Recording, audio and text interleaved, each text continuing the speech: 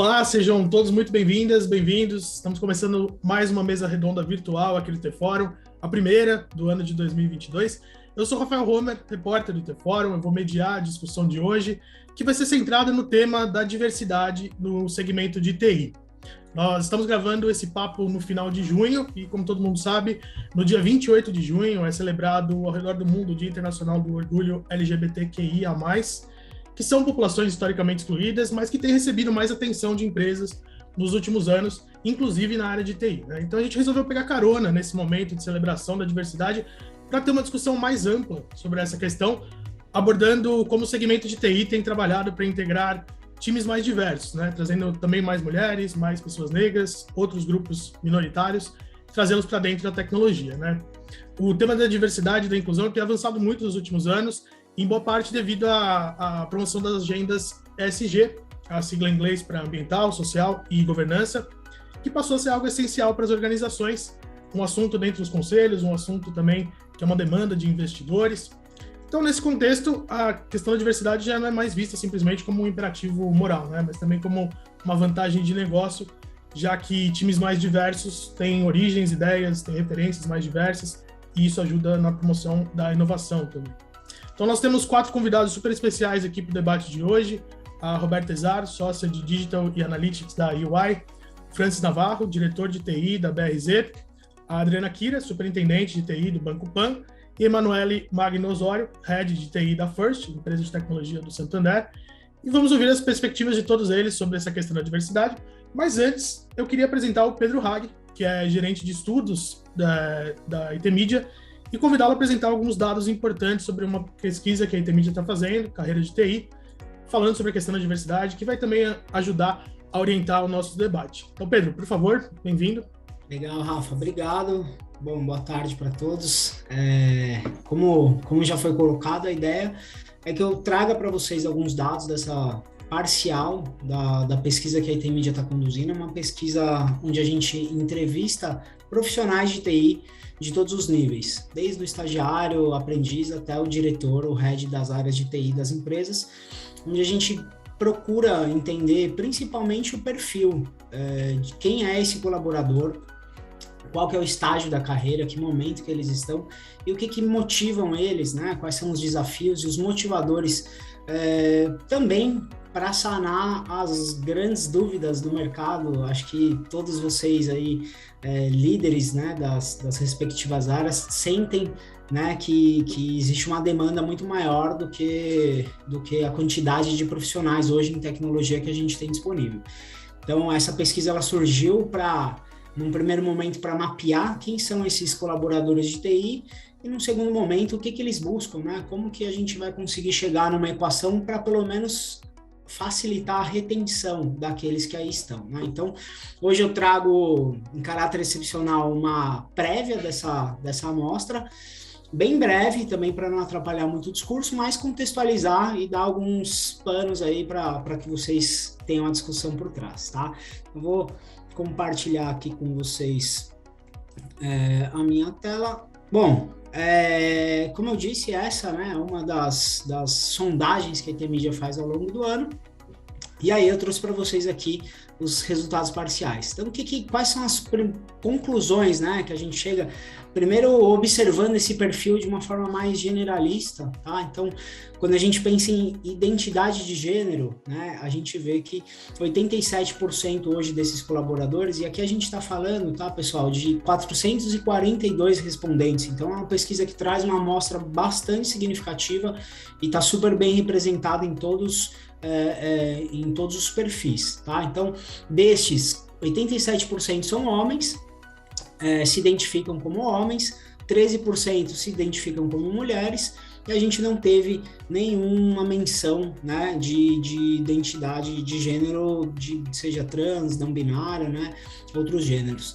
Então, se a gente comparar, né, apenas a título de comparação, acho que aqui a ideia não é ainda traçar nenhuma análise, é mais compartilhar o questionamento, né? Porque hoje, no último teste nacional do censo que aconteceu em 2022, né, a gente tinha um percentual ali de 52% das pessoas se identificando como mulheres, 48% como homens, E a gente vê que esse percentual aqui diverge muito, né, do que a gente vê na sociedade. Assim como a identidade de raça, né? Quando perguntamos aos entrevistados qual é a melhor identidade que os representa, a gente vê que 74% deles se identificam como brancos, 4% como negros, 18% pardos e 4% amarelos. Tá? Também não tivemos nenhuma menção de identidade indígena na nossa amostra. O que a gente percebe aqui também, confrontando, né, com os dados da população e da última pesquisa do PNAD, né? Então a gente vê que a raça branca na TI, ela é quase 2 vezes maior do que ela é na sociedade, onde a gente tem 43% das pessoas se declarando como brancos. Enquanto a raça amarela, que é outra também que chama bastante atenção na divergência, é 4 vezes maior, né? Temos no Brasil hoje ali, entre amarelos e indígenas, 1,1%. Então a gente vê que ainda também, né, na questão de identidade de raça, estamos muito diferentes, né, muito distantes ali. Os pardos somam 18% na TI, enquanto na sociedade a gente tem ali 47%. E para finalizar aqui, no Brasil, então a gente vê que os profissionais de TI, eles estão muito concentrados também nas regiões sul e sudeste, né? São Paulo concentra ali quase 60% de todos os entrevistados que a gente tem na pesquisa, enquanto a gente vê nas outras regiões, né, um percentual muito pequeno, também quando a gente compara com a população da sociedade. E aí, a gente trouxe uma outra proposta, né? Uma das perguntas do estudo era qual que é a frequência que esses profissionais recebem abordagem para proposta de emprego.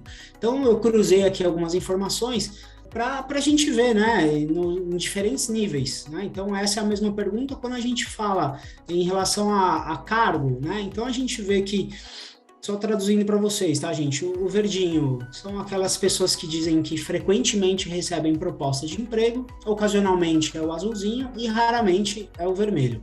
Então, a gente vê que entre os que menos recebem, né, quando a gente pensa em equivalência de cargo, estão ali os que estão no início de suas carreiras, né? Estagiários e aprendizes, quase 75% diz que raramente são abordados para emprego.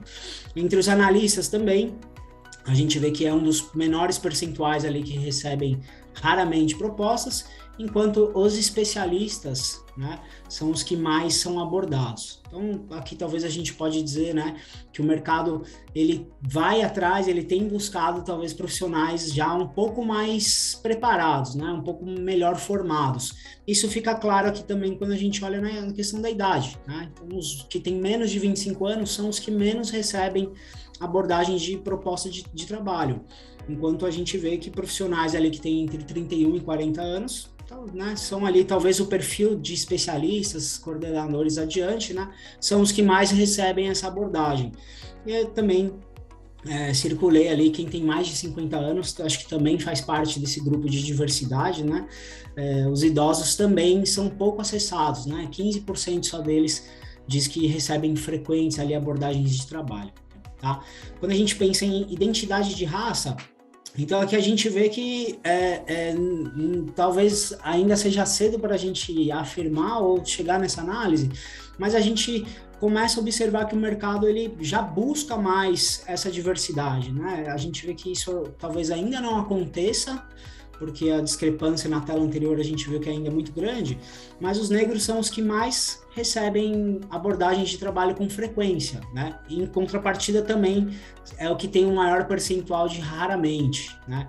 Então, o mercado ele ainda está meio nebuloso nesse sentido, mas a gente vê que a coisa tem aumentado pelo menos na frequência da proposta. E a mesma coisa para as mulheres, tá?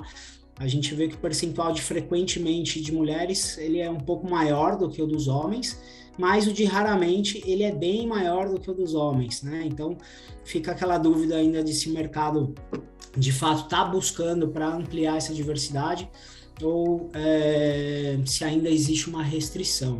E para finalizar minha parte, acho que vocês vão gostar. Eu tenho certeza que, pelo menos a Emanuele, acho que vem da área de trabalha com RH, né? Essa aqui é uma pergunta muito legal, onde a gente quis entender a curva de valor, né? Para esses profissionais, o que é irrelevante, que seria o vermelho, relevante, que é o amarelo, e imprescindível na hora deles optarem por uma proposta de trabalho ou por permanecer nos seus atuais empregos.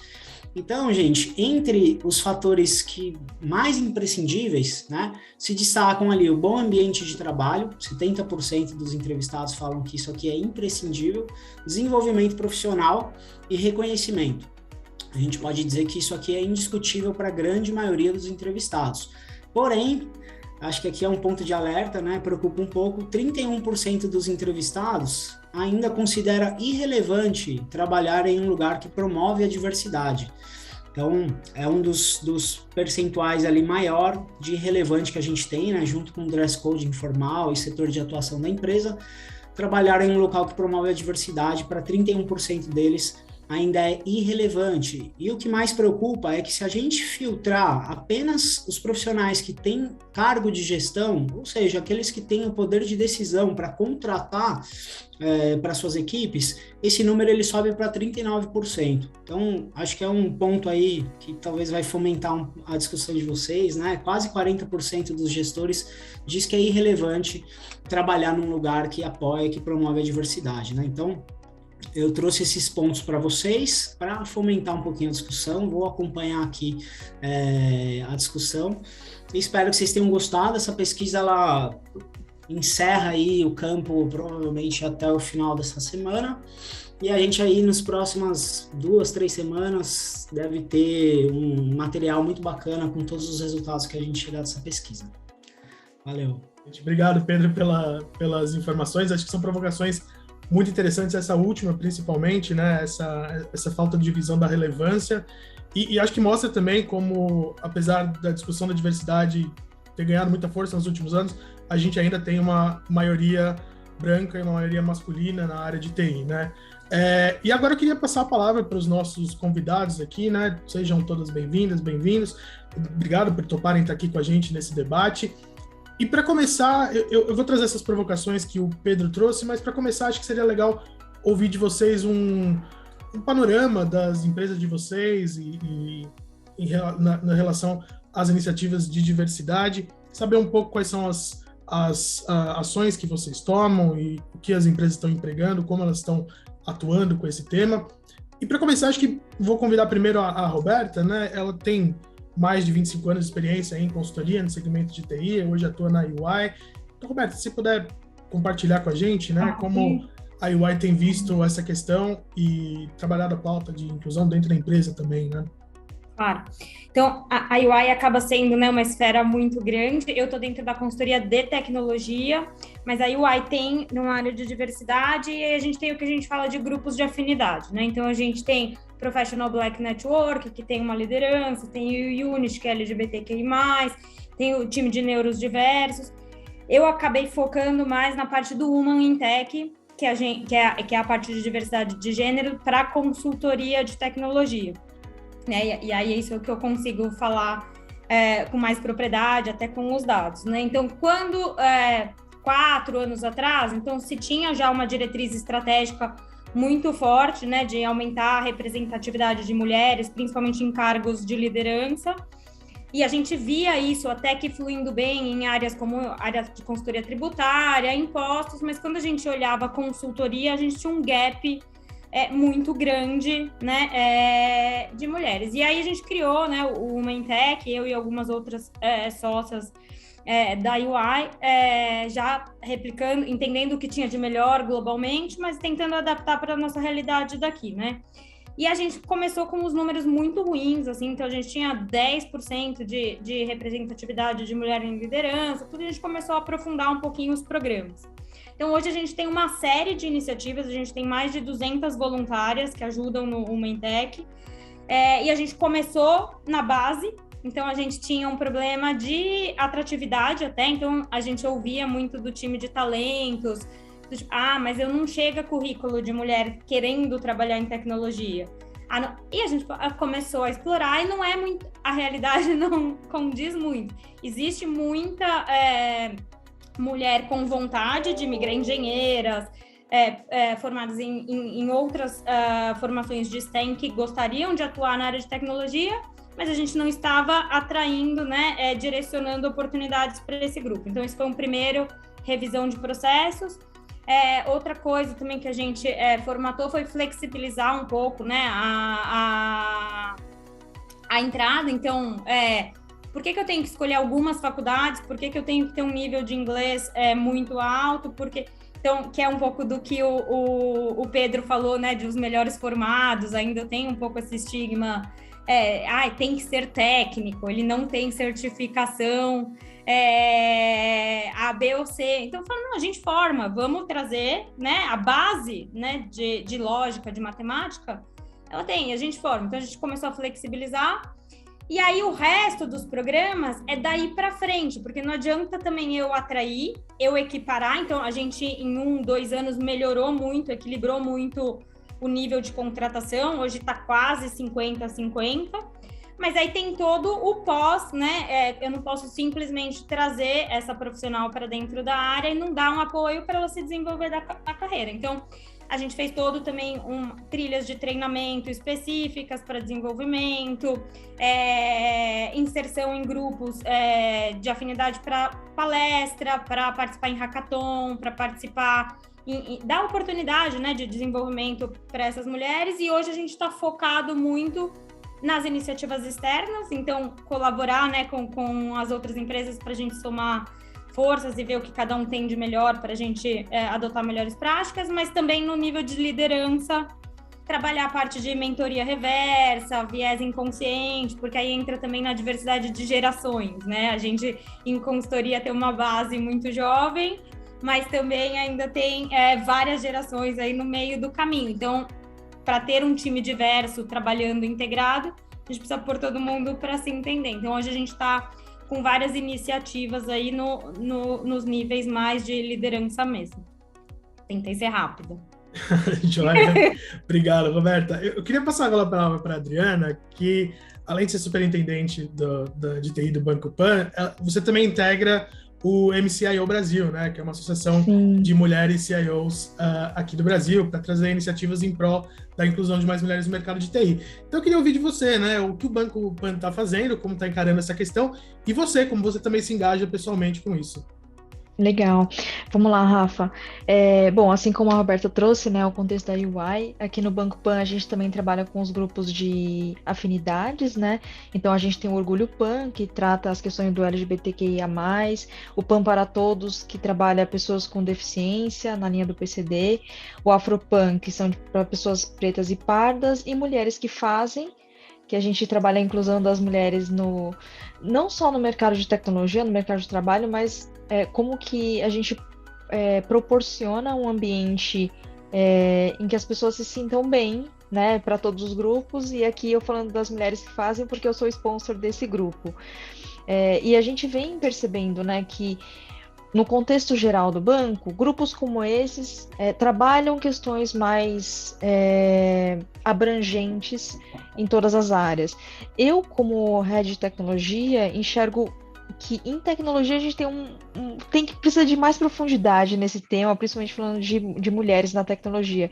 Então a gente está até dando um spoiler aqui, a gente está criando um grupo específico de tecnologia, acho que como o Women Tech, mas voltado aqui para a TI do Banco Pan, que a gente vai chamar de Juntas, né? Acho que é uma iniciativa que a gente também extrapola o banco, a gente vai para o mercado com a intenção de trazer mais esse tema para o nosso contexto, até porque a gente fala muito sobre viés inconscientes, que se a gente não trouxer os temas para a mesa, fazer eventualmente simulações, trazer frases que são ditas e que não são de bom tom, a gente não consegue fazer uma transformação, né? Então, a gente fala um pouco sobre esses grupos, a gente vem trabalhando muito um objetivo forte nosso em tecnologia, aí especificamente em tecnologia da inclusão, de contratação mesmo, na inclusão, retenção de tanto mulheres em TI quanto pessoas pretas e pardas. Então esse é um objetivo forte que a gente tem. A gente vem aumentando a nossa representatividade, mas a gente sabe que pode mais, e junto com isso, né, tem de fato a manutenção que a Roberta falou, de fato termos um ambiente inclusivo, né? Então, quando a gente fala o PAN para todos, sim, é entender como uma pessoa que não enxerga consegue se locomover no ambiente de trabalho, qual que é a acessibilidade, o software que ela usa para desenvolver, para fazer o teste. Então, é um tema super abrangente, né? Que não é trivial de, a gente endereça dessa forma. Cada cenário, cada contexto tem uma particularidade e a gente precisa, de fato, incluir esse tema na organização. E a gente vem trabalhando muito a intencionalidade, né? Porque se a gente não trabalha que uma vaga precisa ser trabalhada por homens e mulheres, e pessoas pretas, e pessoas com deficiência, a gente não vai fazer essa transformação. A gente precisa trabalhar equidade, a gente precisa minimamente ter as comparações para conseguir tomar uma decisão, né? A gente precisa ter as oportunidades.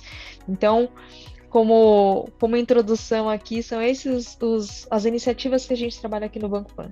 Adriana, agora eu queria passar a palavra para a Emanuele, que eu acho que é muito interessante ouvir de você, Emanuele, porque a First nasceu no ano passado, né? Então, já nesse contexto em que a discussão sobre diversidade e inclusão está muito ativa, né? Então, eu queria ouvir de você, como a empresa está lidando com isso e como esse tema é promovido dentro da First, né?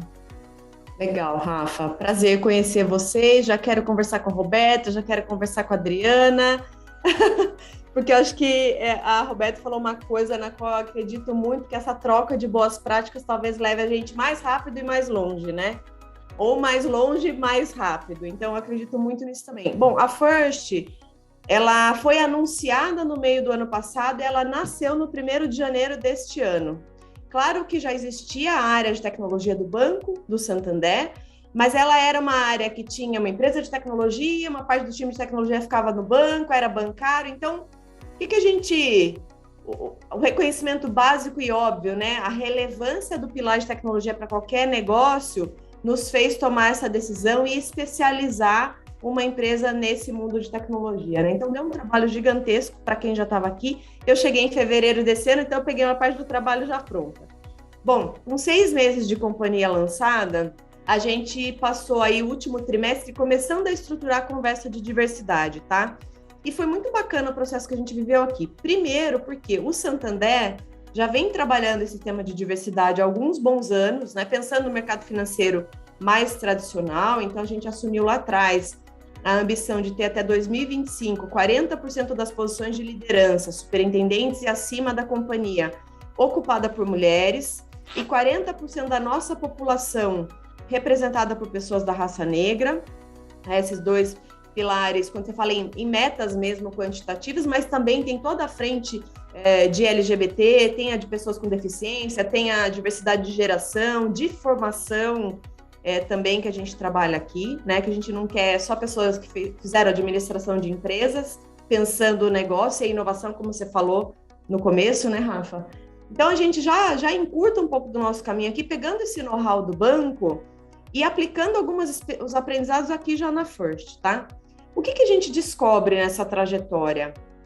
Primeiro, e aí, puxa, fiquem super à vontade de discordar de mim, porque vocês talvez estão há mais tempo que eu pensando diversidade em tecnologia, mas o que eu estou percebendo? Diversidade é muito mais inclusiva do que o sistema financeiro nacional, tradicional. Por que eu digo isso? Para você entrar num banco, você precisa ter uma graduação, você precisa ter pelo menos a CPA 10, aquela certificação da Ambima, e em tecnologia tem muito autodidata bom. A gente não exige graduação. Então, quando a Roberta mencionou, né, flexibilizar algumas regras de admissão, é fundamental e é poderoso que isso seja feito. Tem muita gente que aprendeu sozinho muita coisa de tecnologia por aí, né? Então, a gente começou a descobrir essas coisas e de fato, perceber que você pode fazer, juntar coisas muito poderosas nas quais a gente acredita enquanto companhia, que é trabalhar a diversidade, mas também trabalhar a inclusão no mercado de trabalho através de tecnologia. Quando você amplia a conversa de diversidade para a sociedade brasileira, você está falando fundamentalmente de formação, porque e a gente quer se apresentar como uma empresa de tecnologia que quer formar pessoas em tecnologia que nunca cogitaram essa carreira em suas vidas. A gente tem um exemplo focado em mulheres, e vou falar sobre ele, que é o nosso Code Girls, nosso programa Code Girls. E quando você pensa na sociedade brasileira, você pensa naquela pirâmide que o Pedro mostrou, que você está falando com mulheres e negros, né? Quando você olha para o Brasil, mais da metade da população é composta por mulheres e mais da metade da população é composta por pessoas da raça negra. Então, você olha para o gap que você tem de profissionais de tecnologia no mercado, no geral. Todos nós aqui brincamos de rouba-monte, em algum momento de nossas vidas. Temos um gap. Quando você olha, a minha fonte de profissionais é a sociedade brasileira. Quem é a sociedade brasileira? Você junta inclusão social e inclusão no mercado de trabalho com diversidade, se torna uma coisa muito poderosa. Então, quando a gente olha tanto para mulheres, quanto para pessoas com deficiência, que a Adriana mencionou, quanto para com pessoas da raça negra, a gente tem 3 pilares fundamentais. O primeiro é a gestão do próprio portfólio. Então, hoje na First, a gente está um pouquinho melhor que os indicadores que o Pedro apresentou, mais longe do que a gente quer. Então, hoje a gente tem quase 25% da empresa representado por mulheres e quase 23% da empresa representada por pessoas da raça negra. A gente vai chegar a 40%. E nos cargos de liderança também 40% é ocupada por mulheres. Então, a gente replicou um pouco do objetivo da corporação aqui também. Então, a gestão do portfólio passa por saber quem são essas pessoas, onde elas estão, qual é o desempenho atual delas, se elas precisam de um apoio para acelerar. Então, a Roberta também mencionou as jornadas específicas de aceleração de carreira, então a gente também tem essa estratégia aqui, né? E se existe alguma oportunidade de trabalho com a liderança, que o Pedro também trouxe esse dado ali, alguns gestores ainda consideram isso irrelevante, porque o gestor quer entregar o projeto, quer entregar o resultado, quer entregar a área dele, a gente sabe. Então, o trabalho de vieses inconscientes a gente fez aqui várias rodadas e seguiremos fazendo. Não é trivial falar disso, não é trivial se olhar e se corrigir ou se aparar, né? Não é trivial, então é uma conversa constante. Mas a gente tem que falar com gestores sobre isso, sim, e falar de equidade. Se você está incluindo um grupo de pessoas no mercado de trabalho, ela parte de um lugar muito diferente daquele cara que fez engenharia. Você não pode esperar a mesma coisa desses profissionais. Então, você tem que trabalhar essa conscientização e aprimorar no líder aquela ferramenta que todos têm, mas que às vezes fica escondidinha, que é de desenvolvimento técnico das equipes e puxar a galera, né, para buscar esse lugar de equidade. Então, o primeiro pilar é de gestão do nosso próprio portfólio. A gente não quer perder nenhum profissional da First, e esses especialmente. O segundo é de formação, e aqui eu vou dar o exemplo do Code Girls, que a gente lançou ano passado em São Carlos. A gente tem uma unidade da First em São Carlos, e a gente fez um programa lá de inclusão no mercado de trabalho para mulheres em tecnologia. Então, a gente fez um processo massivo de seleção com testes muito básicos, depois um percentual aprovado foi para uma jornada online de dev, básica também, e depois a gente aplicou uma segunda fase de teste, aquelas que tiveram os melhores scores. A gente contratou 50 meninas, mulheres, e, gente, das histórias mais incríveis, assim, a mulher que ficou 15 anos fora do mercado de trabalho, porque resolveu ter 2 filhos, e através do Code Girls voltou para o mercado de trabalho, e está lá a Márcia, uma mulher maravilhosa, é da First, está lá em São Carlos. A menina que era bibliotecária, a outra que era do serviço público da cidade. Então, tecnologia começou a se tornar possível para as mulheres, né? A gente precisa, como empresa, todos nós aqui, a gente precisa deixar muito claro que é possível, mesmo para quem nunca pôs o pé no assunto, né? Então, a gente está fazendo a segunda rodada aqui em São Paulo, a gente vai contratar 20 para uma ferramenta específica de tecnologia. Estamos fazendo o processo de seleção. Aliás, as inscrições acabam dia 30 de junho. Até sexta-feira, a gente tinha 14 mil mulheres inscritas no processo já. Olha que bacana, né? E o que é legal dessa formação, desse pilar de formação, além da gente, de fato, contratar, admitir e tudo mais, essas que vivem essa jornada online, que é totalmente gratuita para elas já estão numa base de formação um pouco melhor do que no início da jornada. Então, elas provavelmente se tornam elegíveis para vagas na Roberta, para vagas na Adriana, para vagas em outras empresas, né? Então, se elas continuarem a busca pelo autodesenvolvimento, elas se tornam elegíveis para serem contratadas por outras empresas facilmente. E aí, o terceiro pilar, que é, de fato, o pilar de contratação. As meninas também mencionaram isso aqui. Tem sim um conjunto de vagas, gente, que eu estava com 2 vagas recentemente, eu falei, eu só tenho mulher na minha equipe, predominantemente, eu falei, eu quero um pouquinho de testosterona, um pouquinho de menino no time para trazer a diversidade de gênero para o meu time. Eu não encontrei, mas eu encontrei 2 mulheres que se autodeclaram da raça negra, que são incríveis. Então, seguimos com muitas mulheres na minha equipe. Mas a gente está, de fato, pondo um olhar para buscar mesmo em algumas determinadas vagas, em algumas determinadas equipes, esse direcionamento para a diversidade, qualquer que seja ela, tá bom? Desses grupos aí onde a gente tem um impulso maior nesse momento. Então, em linhas gerais, é isso. E esses 3 pilares são os fundamentais e prioritários para a gente nesse momento. Joia, obrigado, Emanuele. Você trouxe várias perspectivas interessantes, eu quero abordá-las na sequência, mas antes, só para finalizar essa rodada inicial aqui, passar a palavra para o Francis, para ele também ter a oportunidade de falar um pouco sobre as iniciativas da BRZ. Francis, conta pra gente o que a BRZ está fazendo em relação a esse tema de diversidade. Beleza, Rafa, muito obrigado aí pelo convite, um prazer estar aqui com vocês. Bom, a BRZ ela é uma construtora, né, de empreendimentos residenciais, uma das maiores do país aí, e a engenharia civil, ela já é uma indústria bastante conservadora, né, acho que o canteiro de obras, ela é uma área que está muito relacionada à força bruta, né, então a mão de obra masculina. E essa tem sido uma das agendas mais fortes que a gente tem trabalhado na BRZ, que é a inclusão, né? A construção civil ser mais inclusiva no papel da mulher, né? Essa semana, inclusive, no dia 23, foi o Dia Internacional das Mulheres na Engenharia, né?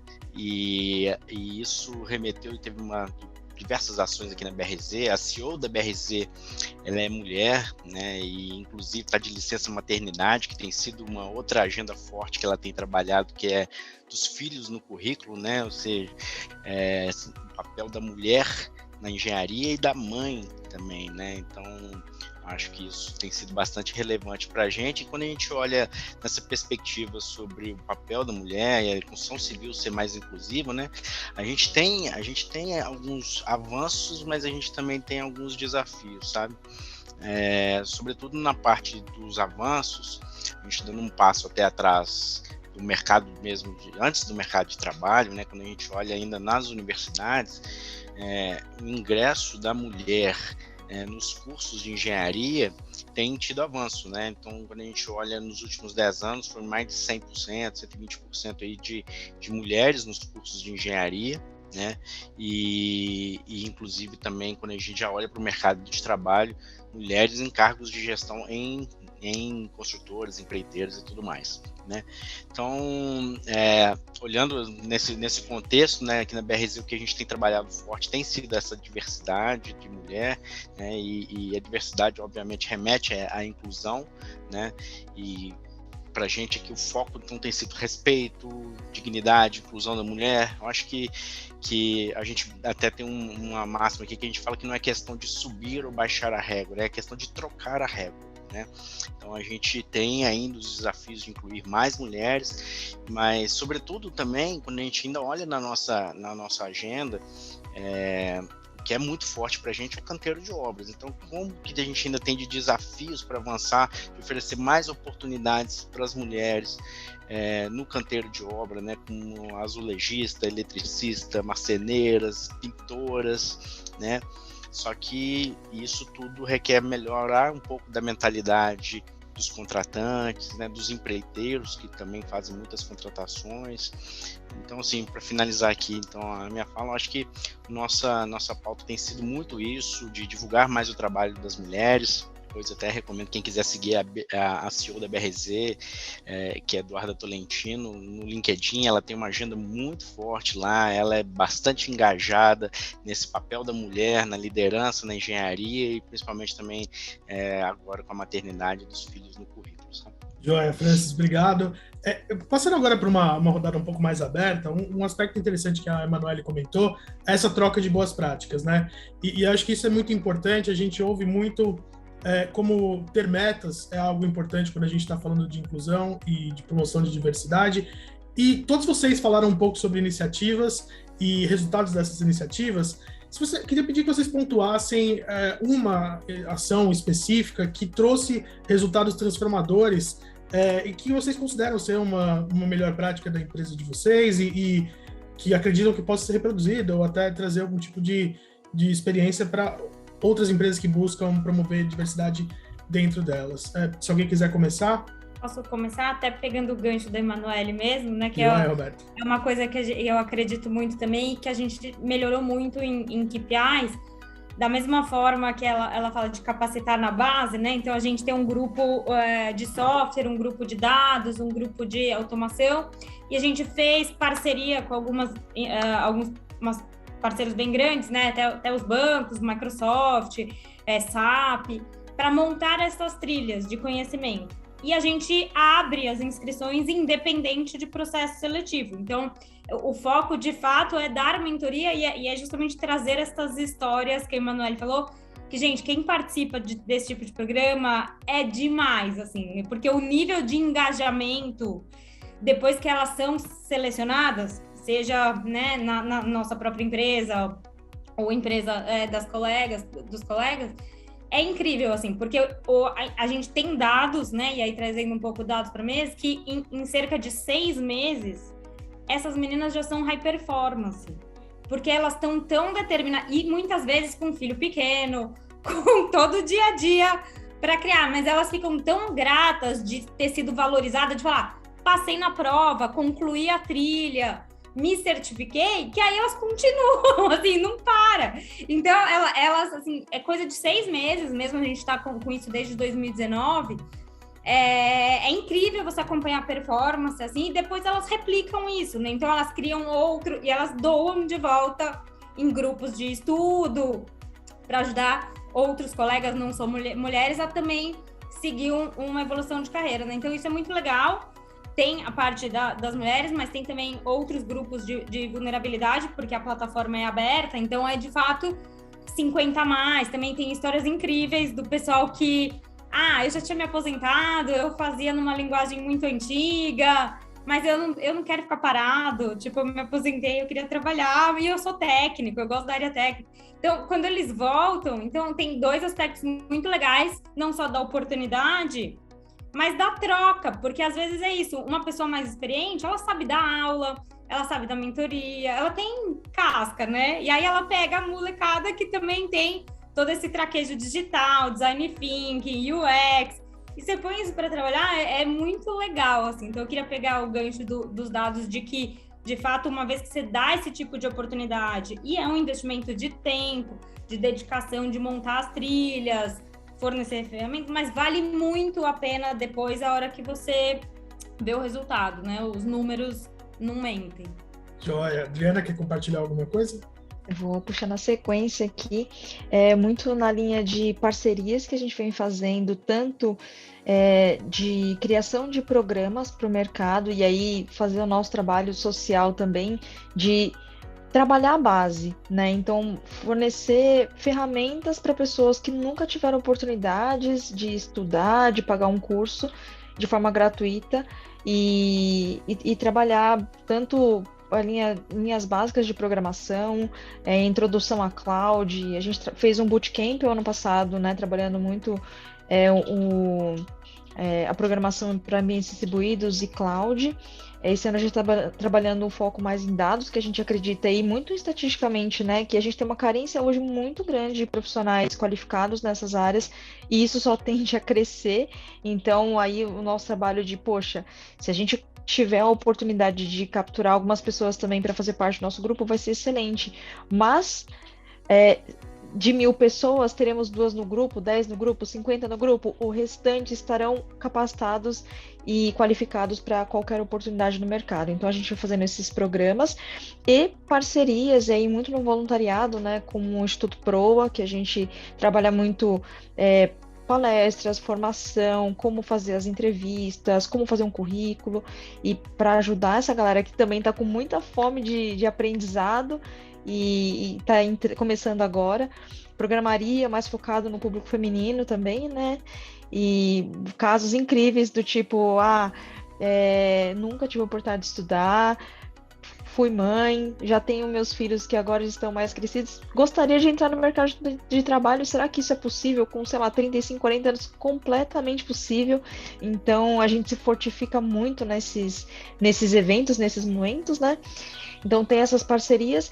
E eu vou puxar um ponto que a Emanuele falou sobre talvez alguns tabus, regras ou paradigmas que a gente tinha muito voltados no RH e a gente vem quebrando do tipo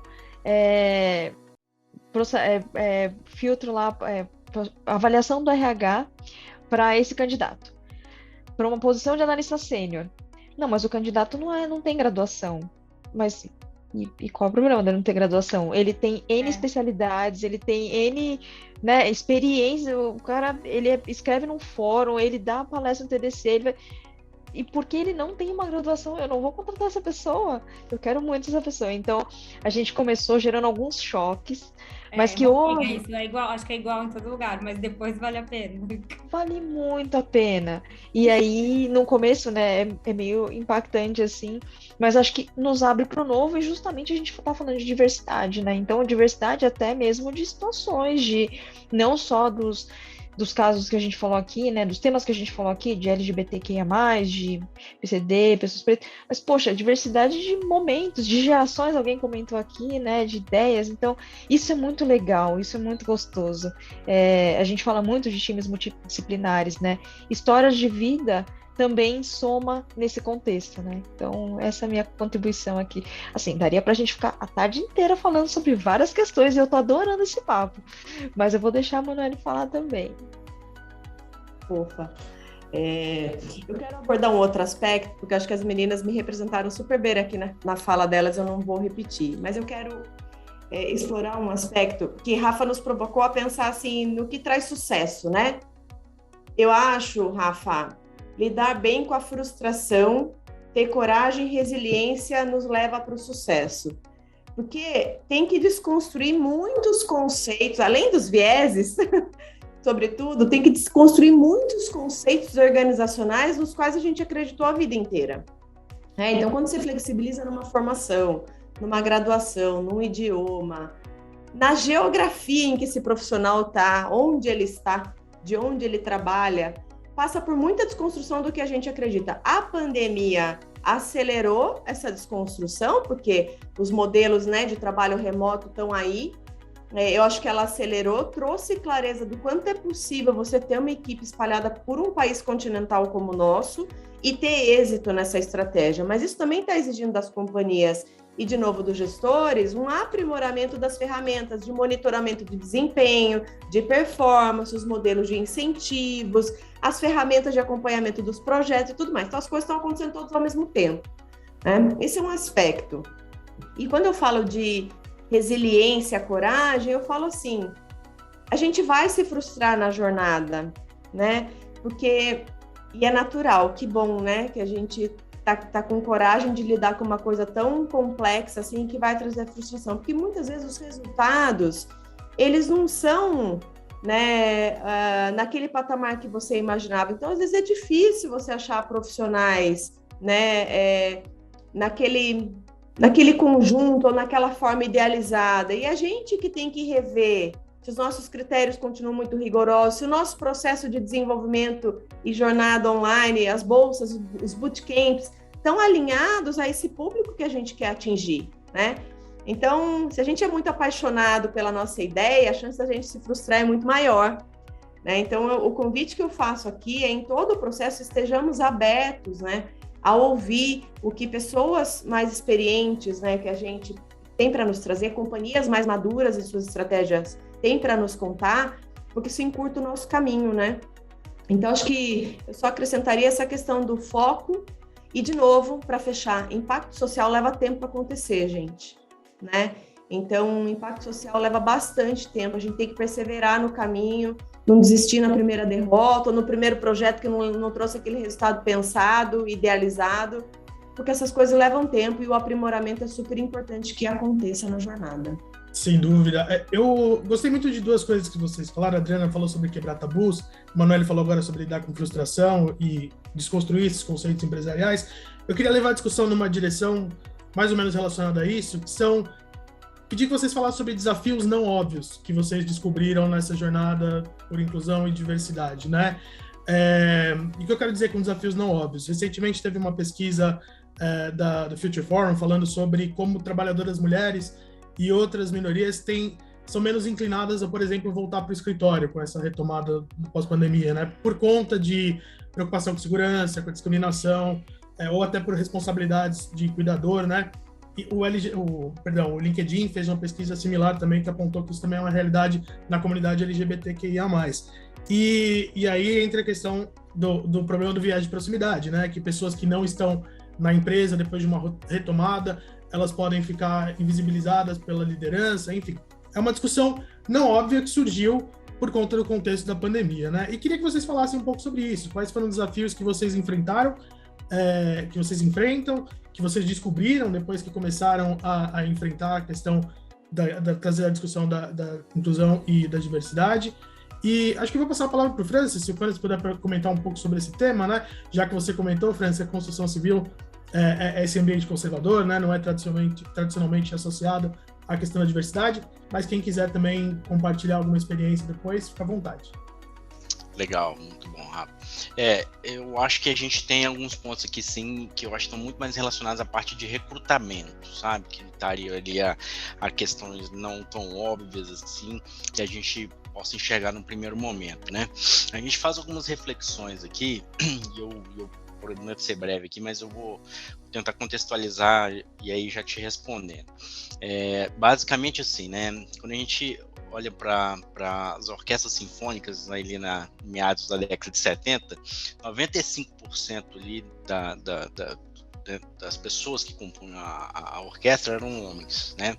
E quando os diretores eram questionados sobre essa baixa quantidade de mulheres, eles rebatiam de várias maneiras, né? Que precisavam de muitas horas semanais de ensaios e que as mulheres talvez não tivessem essa disponibilidade porque tem que compartilhar as atividades do lar, ou que elas não conseguiriam segurar os instrumentos pesados por horas seguidas ali, né? Ou que até mesmo às vezes não leva jeito, né? Então,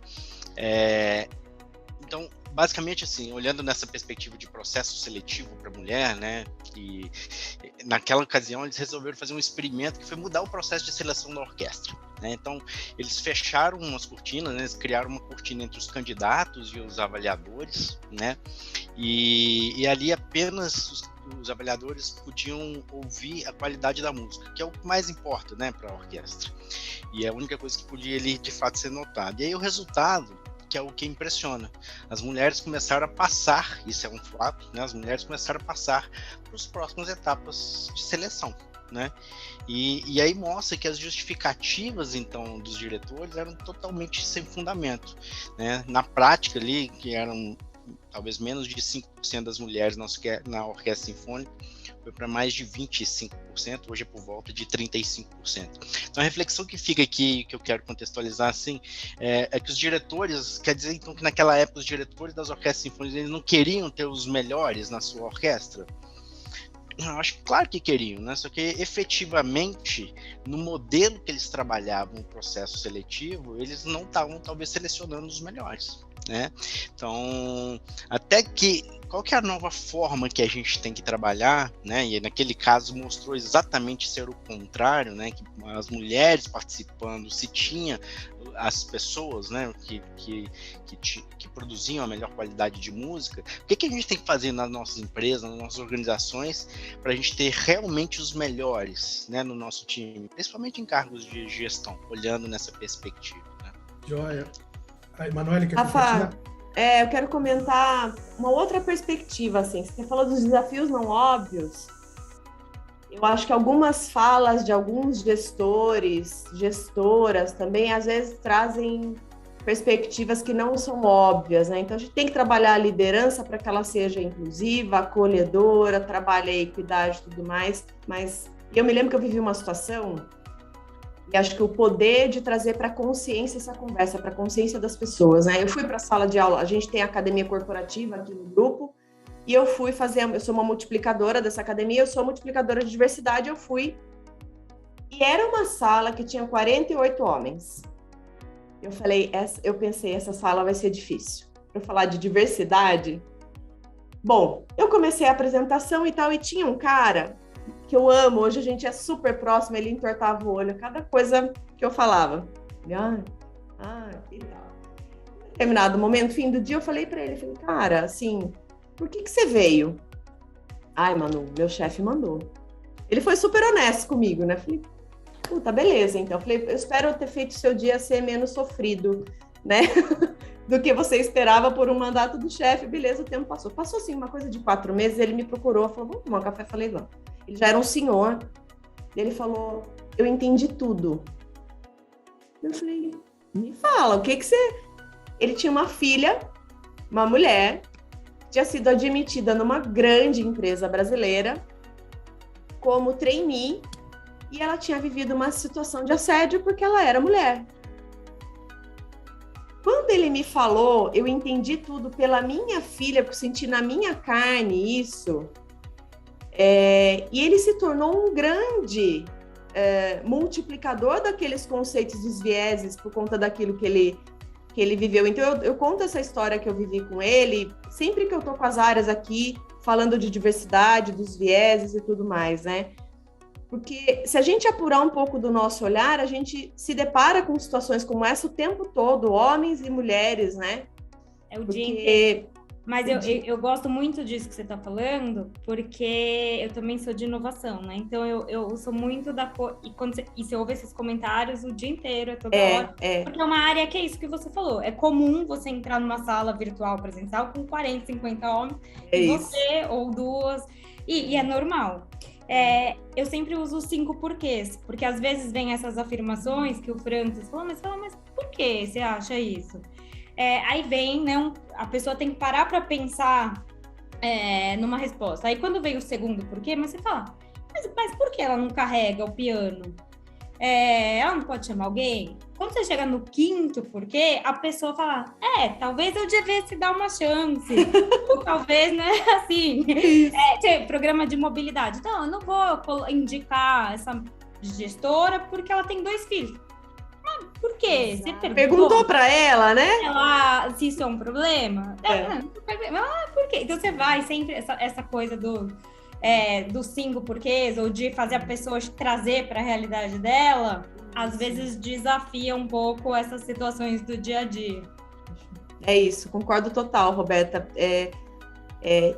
Assim, gente, eu vivi coisas belíssimas do ponto de vista de conscientização das pessoas. Vivi no sentido de conviver, né, com esse processo belíssimos de conscientização e mudança mesmo, de crença das pessoas a respeito do quanto é maravilhoso você ter pessoas absolutamente diferentes no mesmo ambiente, pensando na mesma direção, né?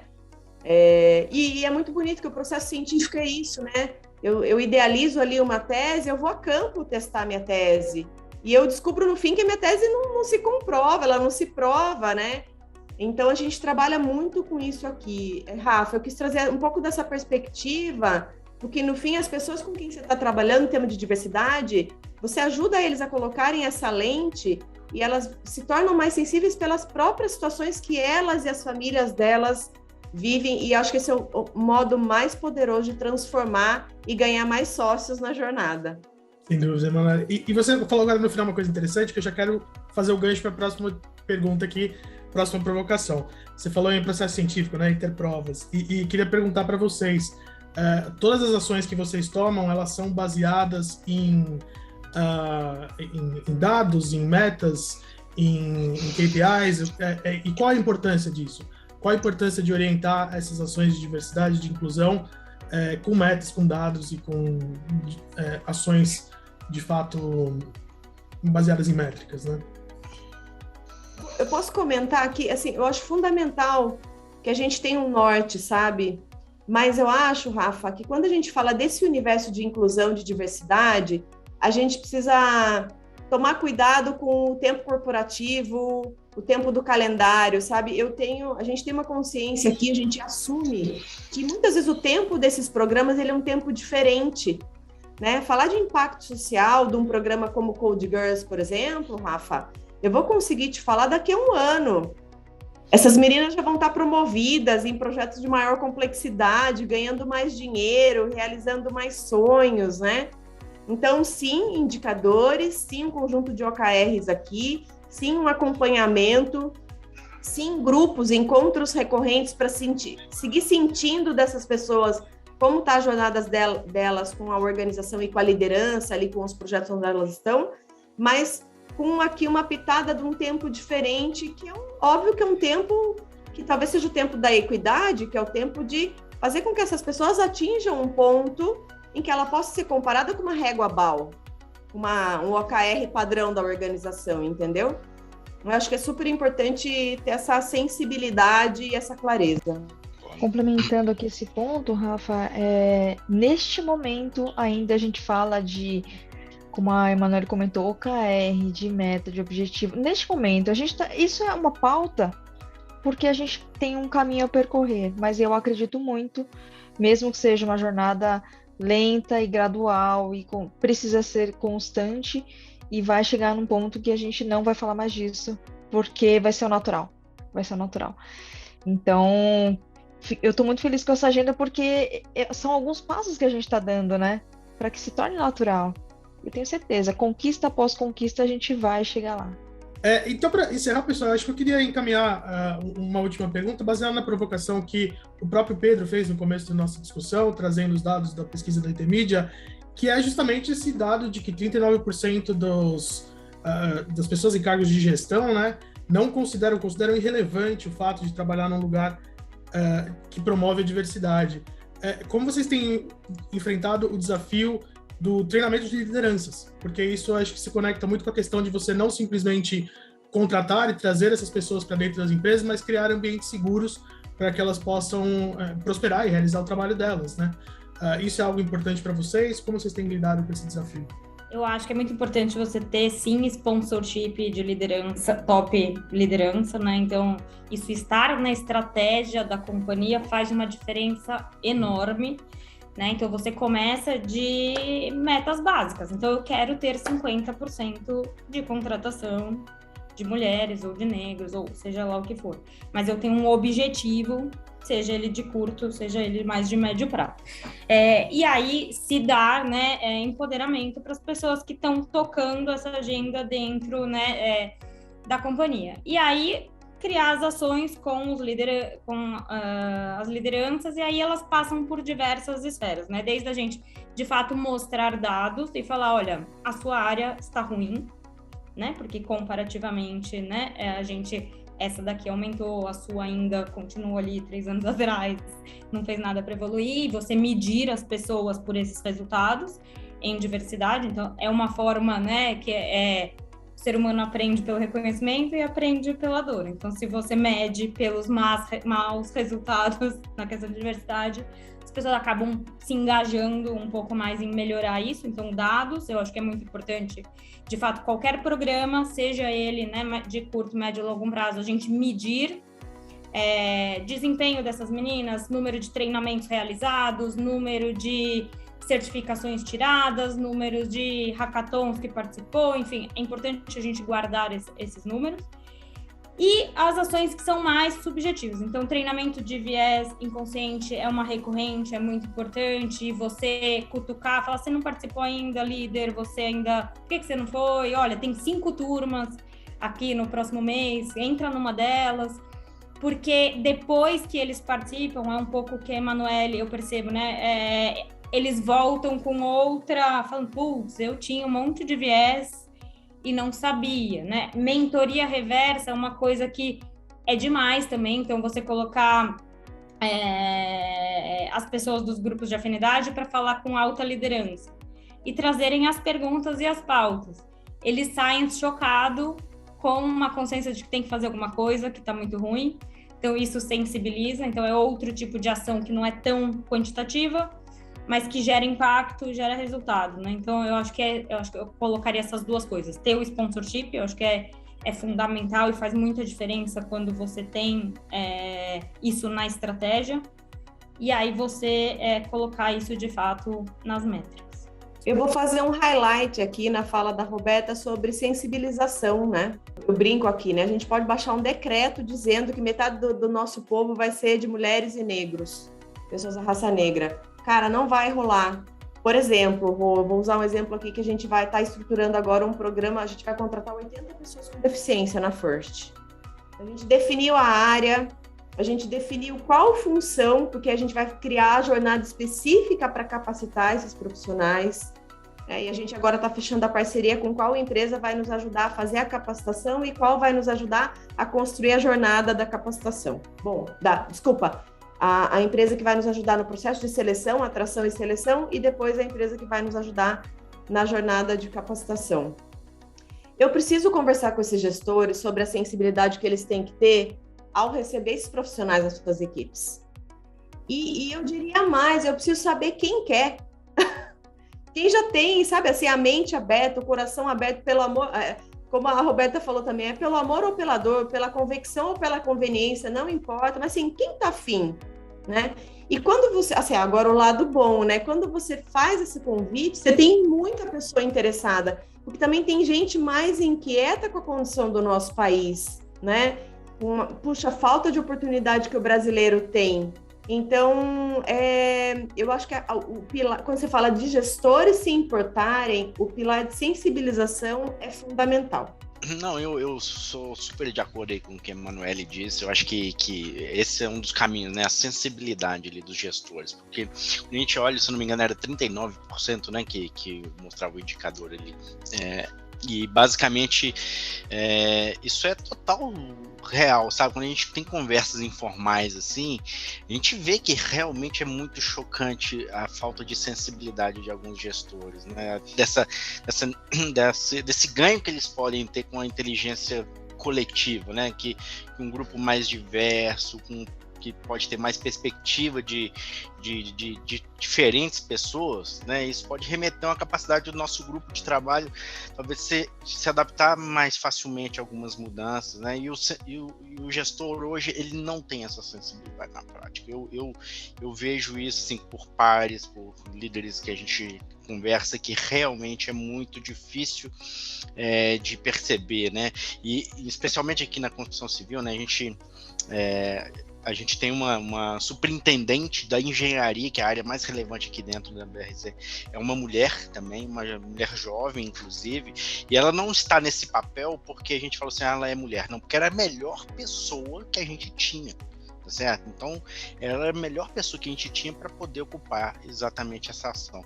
E a gente, homem, né, nós homens, a gente tem um dever de se reeducar, né? De reconhecer e de ajudar a dividir a carga da mulher. Eu acho que começa em casa isso, né? Mas no trabalho, nas empresas, né? Seja com mulher, negros, ou seja, todas as outras minorias, trabalhar nos planos de sucessão, trabalhar, né, em várias outras frentes para que, de fato, os gestores, não acredito que vai ser numa academia de líderes, num treinamento de fim de semana, que entregando um diploma para ele, que ele falou, agora eu sou líder, que ele vai falar assim, agora eu entendo tudo isso. Não vai ser, certo? Algumas pessoas vão passar pela dor e imagina o liderado, a dor que passa, né?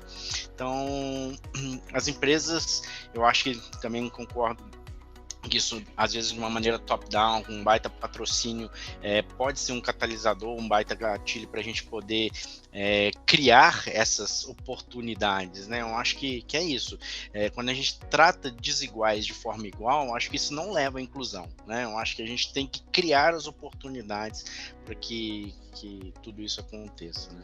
Eu ia só reforçar aqui a parte da conscientização, que é o primeiro passo para a evangelização, que aí a gente pode somar diversas fontes aqui de insumos que vão alimentar todo o processo cultural e que a gente culmina lá na transformação, na nossa longa jornada que a gente tem pela frente. Mas só da gente falar desse assunto é super importante, né? E a gente vai conquistando. Acho que o ponto do Francis aqui, falar da equidade, né? Da gente nivelar as oportunidades, é extremamente importante. Tem até um caso lá da Maratona de Paris, onde sempre os homens largavam, né? Então tinha o grupo de elite que saía primeiro, tal, obviamente chegava primeiro, mas depois de um tempo que eles largavam as pessoas, os corredores amadores, e depois partiam as mulheres. E aí, quando vinha a premiação, e aí cortavam a faixa lá, davam os quenianos ali sempre vitoriosos da maratona, patrocínio, todo mundo filmando, gravando e tal, e quando as mulheres chegavam, nem tinha patrocínio mais, ninguém filmava nem nada. E a Schneider até que patrocina esse evento, e depois de um tempo, depois da conscientização de que, puxa, acho que a gente tem as mulheres nunca vão chegar, depois homens, ainda mais porque elas largam depois. Elas passaram a largar primeiro na maratona, aí saem o pelotão das mulheres, a elite das mulheres, as mulheres amadoras, depois de um tempo, o pelotão de elite dos homens, depois homens, e aí tem uma corrida mais equiparada, né? E aí com patrocínio, filmando as mulheres chegar. Então, esse é uma representação, né, do que a gente chama de equidade, da gente fornecer oportunidades iguais. Bom, nossa primeira mesa virtual de debates aqui do T-Fórum vai ficando por aqui. Acho que foi uma discussão muito rica. Eu queria agradecer a todos pela participação, os nossos convidados, Roberto Ezar, Francis Navarro, Adriana Kiria, Emanuele Magno Osório, e também o Pedro Hag, que fez a apresentação no começo, em nome do T-Fórum. Muito obrigado a todos. E a gente vai ficando por aqui. Até a próxima.